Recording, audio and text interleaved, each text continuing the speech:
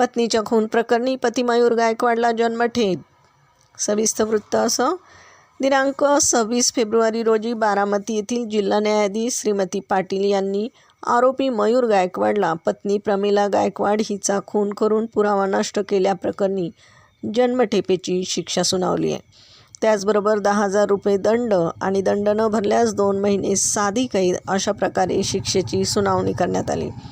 दरम्यान हकीकत अशी, मयूर गायकवाड याने पत्नी प्रमिला हिच्या चारित्र्यावर संशय घेत होता।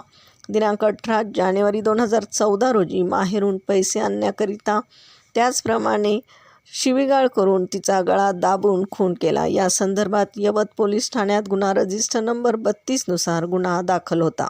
सदर केसमध्ये फिर्यादी आणि साक्षीदारांचे जबाब ग्राह्य धरून न्यायालयाने भारतीय दंडविधान कायदा कलम 302 प्रमाणे सश्रम कारावासाची शिक्षा आरोपी मयूर गायकवाडला दिली आहे।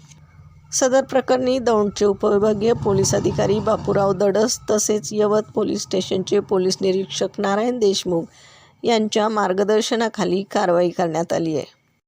प्रतिनिधीसह महाराष्ट्र जनता न्यूज पुणे।